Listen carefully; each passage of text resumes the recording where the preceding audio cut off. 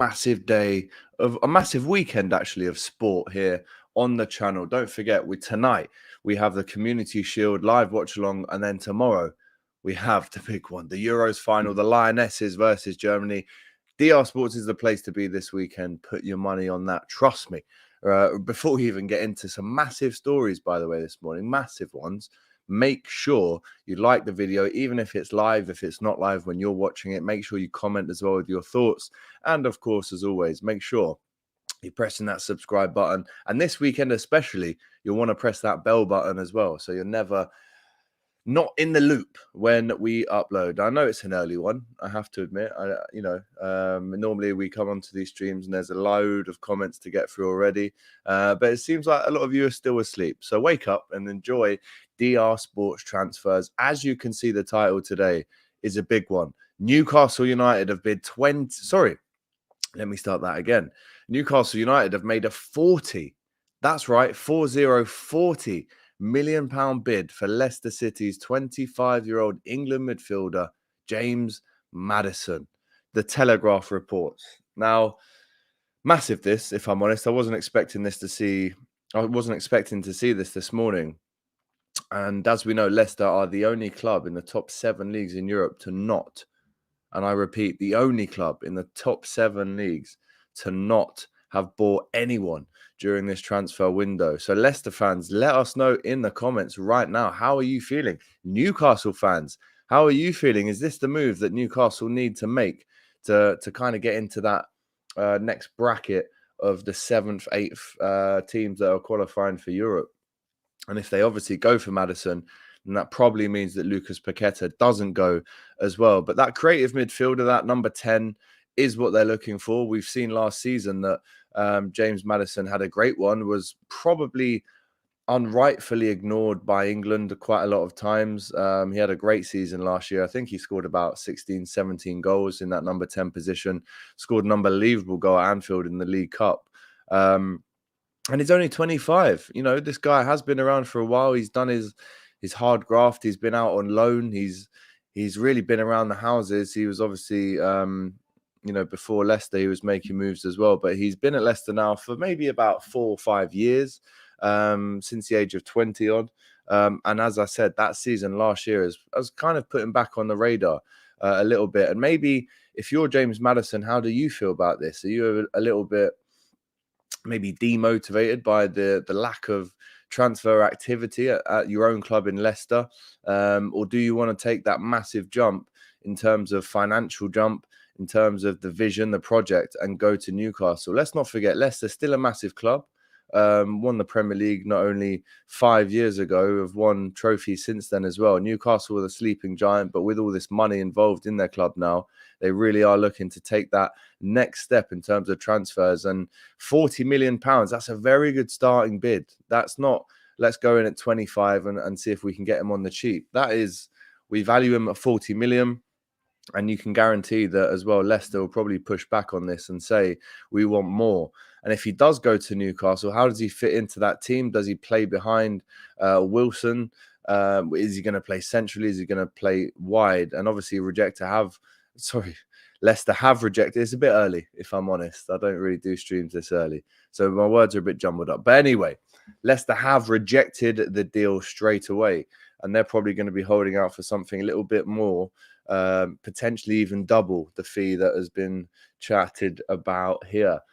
Chester Leicester, big up to you in the comments. Maddison is worth 80 million to us. He's that important to us. Would be pathetic to even consider selling him. Now, this is the thing. When you're a Leicester supporter and you're seeing that your club is really not making any moves in the transfer window, the thing that you have to do is make sure you don't sell your best players. Now, Jamie Vardy's still at the club, obviously. He's still going to score goals. Very injury prone these days. He's getting on at the age of 35, 36 now. But James Maddison, 10 years kind of younger than him, and he's still got a lot of his career ahead of him. Does he want to make that jump up to the next level? Let us know in the comments. PSV96 says they'd have to offer him 200k plus for him to leave. It'd be interesting to know what he's on now. I would imagine at Leicester, he'd probably be one of the top earners already on his new contract. But would he be on 200 plus? Now, this is the thing that he has to consider. Do you want the money? Do you want the project and the vision, or are you going to become a legend at Leicester? Let us know in the comments. Obviously, Leicester have rejected the deal. It'll be interesting to see what Newcastle go back in with, if they do at all, or if they move on to another target. So there you go. Chester Leicester says going to Newcastle is a step down. In a few years, they could just be like Man City.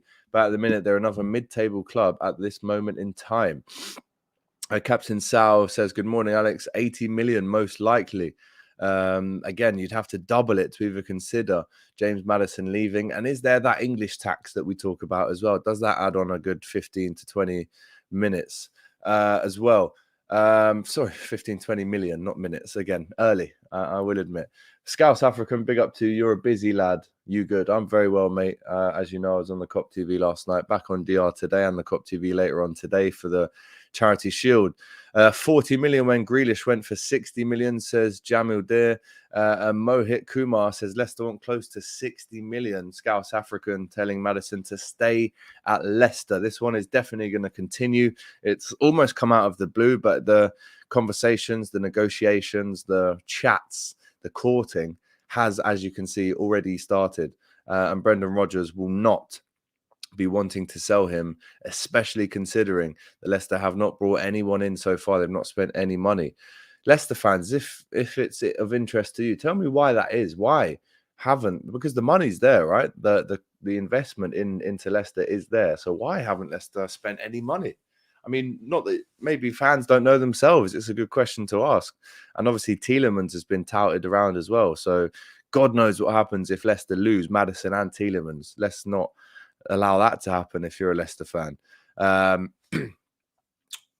much do you think Maddison is worth? It's a good question. If you're asking me personally, I would say around the 50 to 60 million mark. Anything above that is farcical, if I'm honest. But when you consider his Premier League experiences, the last 4 or 5 years, he's been playing very well. His international experience, maybe a little less than he would have wanted. His set pieces are unreal. He's a very good crosser of the ball, a good passer. And in that position, he creates a lot of goals. He's normally had Jamie Vardy running on to his passes in the last few years. But let's see what happens. Not only with Leicester, will they want to hike the price up, or will they put their foot down and say, no, he's not for sale? Or can Newcastle come in with some crazy money that really does seal the deal? And obviously, as you know, he is very, very keen on getting into that England squad in time for the World Cup in November. So what happens? Let us know in the comments. How do you see this one finishing? Let's move over to Europe now, and Real Madrid. Raul's team have inquired about the availability of Chelsea's Albania striker Armando Broja, 20, who impressed on loan at Southampton last season. That's the Standard. Now, as we know, it's been quite in the open that Broja has definitely impressed last season, especially at Southampton. But this season, he's being touted around to the likes of Chelsea. We thought that he was going to stay there, but no, it looks like he's going to leave. £30 million bid from West Ham rejected. Now Real Madrid have put their hat into the ring as well. So if you're a player, a 20-year-old, and Real Madrid come in, do you say no? Let's not forget that he could go there and become the protege, the next in line to Benzema. He's the perfect age in terms of learning and really being taken under Benzema's wing out there. And listen, Real Madrid are short in that position. They are going to need some other players. Let's not forget other strikers that have failed to make a real impact there recently. You look at Morata, you look at Jovic. Was it Luka Jovic? I think it is Luka Jovic. Gone back to Frankfurt. So yeah, they need players in that position, and they're looking around. They're looking at what's available. 20-year-old Premier League experience. Can he? And he's got the physicality. He's got the physical presence without question.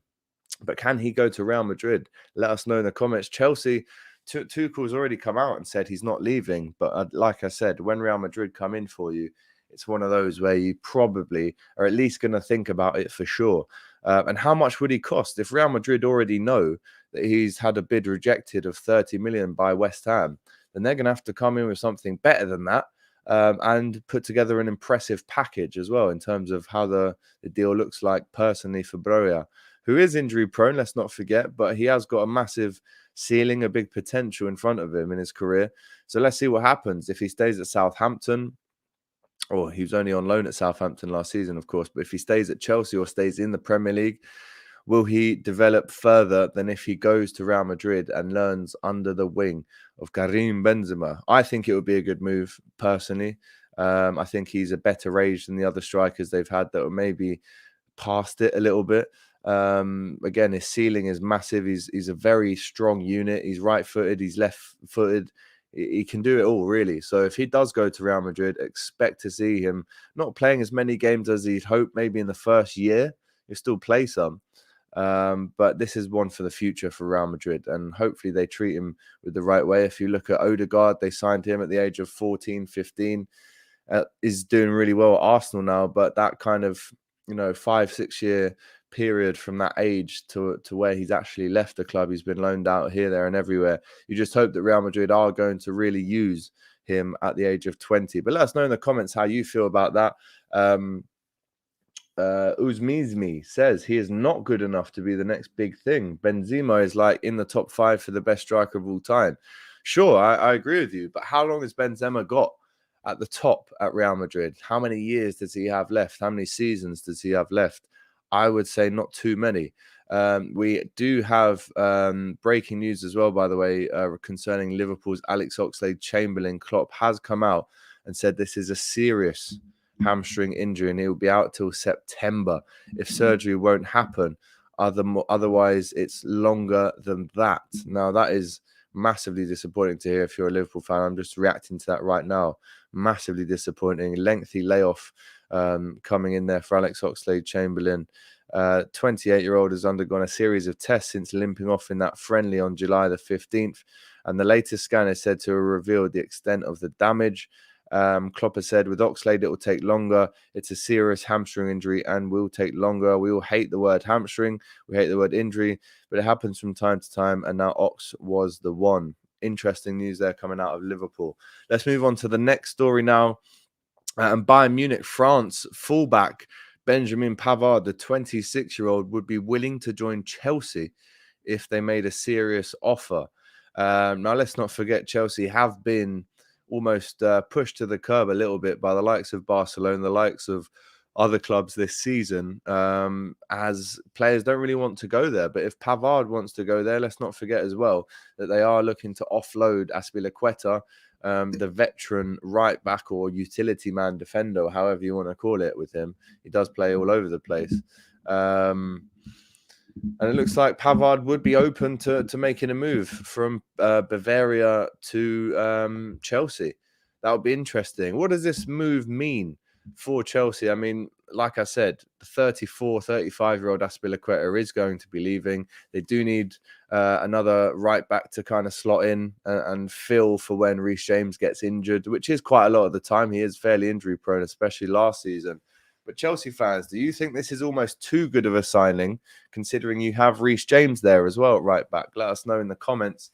Chelsea, staying on the topic of Chelsea, Chelsea forward Timo Werner, again, 26 years old, a really great time in terms of his career, in terms of his age, has apparently accepted a 50% pay cut to rejoin Red Bull Leipzig, and a loan fee with a purchase clause is being discussed. Wow, can you believe it? Let's not forget, let's cast our minds back to 2 years ago when Chelsea were in for Timo Werner. It was between Werner for Liverpool, and it was between, who else were we looking at the time? Yeah, I think it was Werner or Thiago, if I'm honest. But Liverpool fans were desperate for Werner to come. We were gutted that he went to Chelsea, but thank God he did, because it's turned out, yes, he has won the Champions League, etc., but it has not been a happy hunting ground for Timo Werner at all.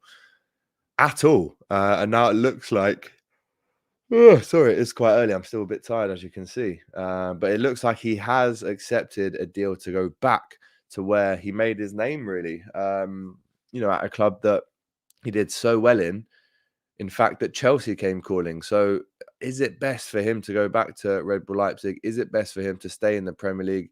It looks like that he is going back to the club that made him famous. Wow, what a big one that is. Chelsea fans, you have to let us know in the comments how you feel Unbelievable news that. And considering how much he costs, considering his wage, it looks like the most sensible thing to do. Maybe build your career back up. Leipzig are in the Champions League as well, let's not forget.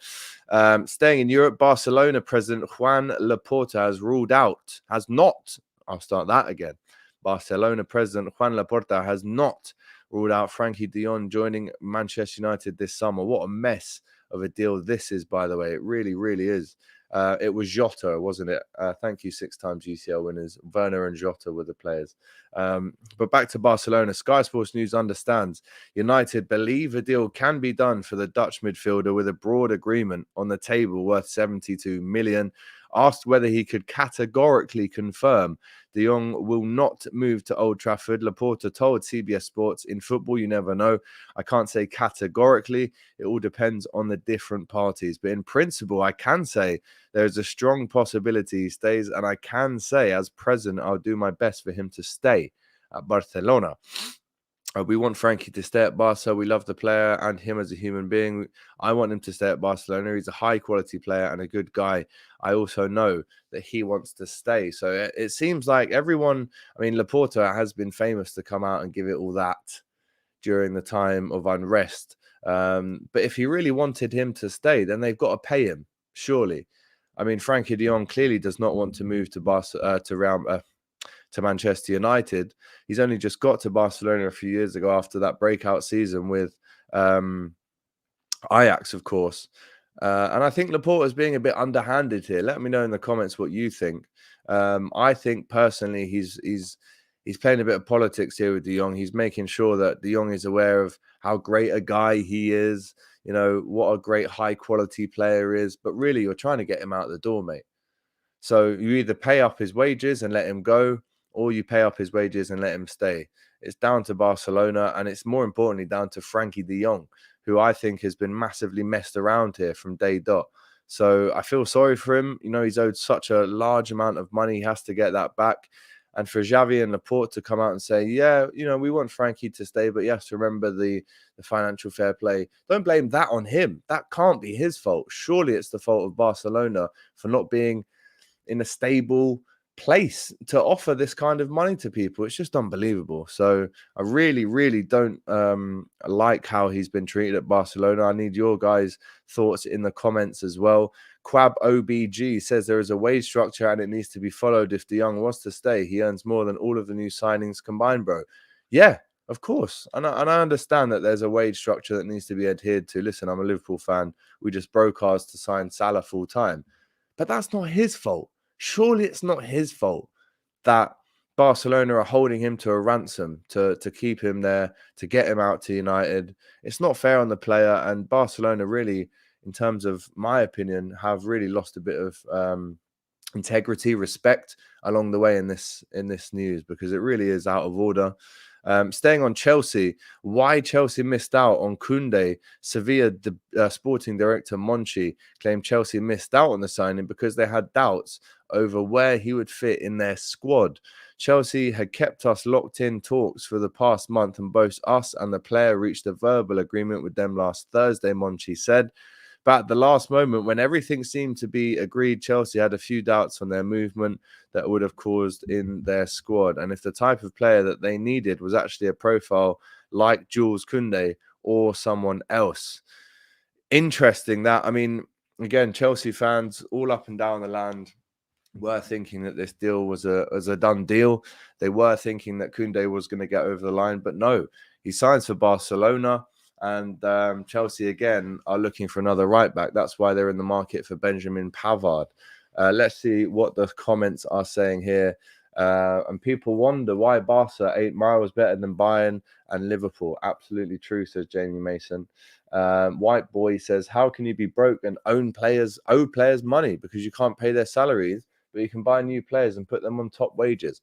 Totally agree with you, mate. And let's not forget about the money that they still owe to the likes of PK and de Jong. Allegedly, PK is owed 80 million euros. That's 80, not 18.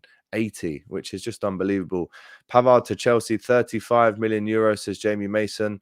What Spain team do you support, AGT? I can actually tell you. I think I've got the shirt in here somewhere, the Spanish team that I support. If I can find it, it's a good question. Well, it's Real Betis. I don't want to waste too much time, but it's Real Betis. When I lived in Spain, I supported Real Betis.